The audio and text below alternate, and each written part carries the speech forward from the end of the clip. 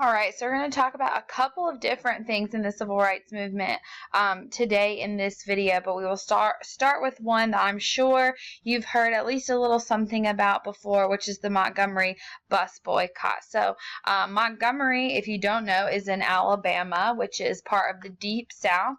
So it's definitely a lot more racial tensions in that part of the United States. And it was still segregated. Obviously, after Brown v. Board of Ed, we are starting the desegregation process of all of our public schools, but public places, public transportation, restaurants, hotels, things like that, those are all still segregated areas. So on March 2nd of 1955, Claudette Colvin, who you see down there in the bottom left, who was a high school student, teenager in Montgomery, was arrested for refusing to give up her seat on the bus to a white passenger. Now, she was an active member of the Montgomery NAACP Youth Council, and Rosa Parks, who I'm sure you've heard of, was one of her advisors, as well as the president of the Montgomery chapter of the NAACP, the man beside Claudette Colvin, who is E.D. Nixon. Now, over the next several months, E.D. Nixon decided that he wanted to plan a boycott of the Montgomery bus system to boycott the segregation of the buses. Black passengers were expected to ride at the back of the bus when white passengers had gotten on board and the white section was full. Then black passengers would be asked to stand, and white people would take up all of the seats on the bus. So, sorry. So, the NAACP did plan to challenge this law, legally speaking, with a court case, but in the meantime, they did want to, boycott as well. So he needed, though, first a face of the movement, and he didn't want to use Claudette Colvin because she had darker skin, so they didn't think she'd be as relatable to white people. She was only a teenager, and they wanted someone who could be taken seriously. And on top of that, Claudette Colvin had recently found out that she was pregnant, and they didn't want a pregnant teenager to be the face of a movement. So E.D. Nixon asks Rosa Parks to do it, and she agrees. So she intentionally gets on a bus driven by a driver who had already had other people forcibly removed and arrested for refusing to give up their seat. So she knew that once she said that she wasn't going to get up, then he would have her arrested as well, which is exactly what happens on December 1st of 1955. Rosa Parks was arrested for refusing to move to the back of the bus for a white passenger. That night, the NAACP was ready on every street corner to give a flyer to every black person in the city of Montgomery, and they also held a rally with the Montgomery Improvement Association, the MIA, to organize a citywide boycott of the bus system for the next day. And it went so well the next day that they decided that they would keep it going, and they had everyone vote, and the whole community voted yes, that they wanted to continue the boycott. So during the boycott, the NAACP focused their energies on organizing a carpooling system for boycotters, as well as challenging the legality of the bus laws in the court system. And that court case is known as Browder v. Gale. So in 1956, in November, almost a year after the boycott started, Browder v. Gale made it to the Supreme Court, and the Supreme Court ordered the state of Alabama to end the segregation of city buses. So this is definitely a huge win for the civil rights movement. So on December 20th, after 381 days, the boycott finally ended and was a huge success. Now, there's a lot of debate about why it was successful. It could be that this is sort of the first time that we saw that large of a group of African Americans stick together on one cause. It could be of the economic side of all of this. It could be because of leaders like E.D. Nixon, as well as Martin Luther King and Ralph Abernathy had gotten involved with the boycott. There's a lot of different possibilities here, but nevertheless, it's a huge piece of the civil rights movement, and obviously we still remember Rosa Parks for it to this day, even though she was not necessarily the first person to actually do it, and her whole arrest was essentially a setup by the Montgomery NAACP. So as I said, Dr. King was somewhat involved with the Montgomery bus boycott. Now, he did not organize it, but he was just starting to become well known by this time, and he was a preacher in the South, and he had come to the MIA, the Montgomery Improvement Association, as well as the NAACP, in Montgomery, and given several speeches at rallies and stuff, and started to become a little bit more well known. And one incredible thing about the Montgomery bus boycott is that it shows that nonviolent protest does work, that if you stay true to your cause long enough, you don't have to be violent to get your point across and to yield some actual results.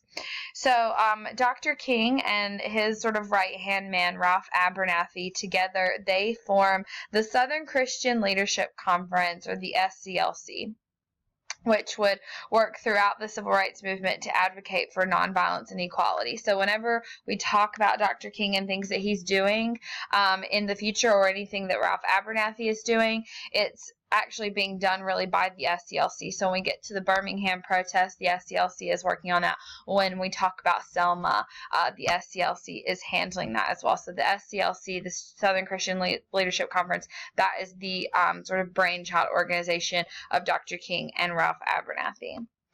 So the last organization that I want you to know we'll talk about here. So we've already talked about the NAACP, the National Association for the Advancement of Colored People. We've talked about CORE, the Congress of Racial Equality. And we've talked about the SCLC, the Southern Christian Leadership Conference. Now we'll get into the last one, and it actually begins with the Greensboro Four. So on February 1st of 1960, 4 black college students from A&T sat down at the Woolworth's lunch counter right downtown Greensboro and ordered coffee and donuts. Now, at that time, Woolworth's was a segregated restaurant, and black patrons were asked to pick up their order at the back of the restaurant and then take it to go. They weren't allowed to sit at the lunch counter or any of the tables. So while their waitress was getting their order, she asked that they move, and they refused. So she said, okay, I'm not going to get your order, but they still stayed on their stools, and they actually stayed there until closing time. The next day, they returned with more people and stayed open to close. The next day, they returned with even more people, stayed open to close. By the 4th day, there were over 300 black students from colleges all around Greensboro, including Bennett, A&T, Greensboro College, UNCG, all over the place, white students and black students, starting what we call a sit-in, which is another nonviolent protest. Boycott incidents are both nonviolent protests in the Woolworths. Now, they were heckled and attacked by white people in the community, but they maintained their stance of nonviolence. So we're really seeing nonviolent protest strategies really catching on. And the sit-in movement really spread all across colleges all over North Carolina and the South as well. And eventually it got to this woman, Ella Baker. So she was working with college students, I think in Tennessee, and was working on some sit-ins. And she, along with a couple of other civil rights leaders, decided to form sort of a student-led nonviolent civil rights organization known as the Student Nonviolent Coordinating Committee, also nicknamed SNCC. So SNCC, the SCLC, CORE, and the NAACP, those are going to be our big 4 key organizations that we see organizing and recruiting and putting forward all these campaigns that we're going to see happening during the civil rights movement. Now, the Supreme Court case that we talked about with the bus boycott, Browder v. Gale, that desegregated city buses, but not interstate buses. If you're taking a bus from Montgomery to Memphis, that bus was still segregated, as were all of the rest stops and waiting rooms and everything like that. So this NAACP challenged that on a Supreme Court level as well.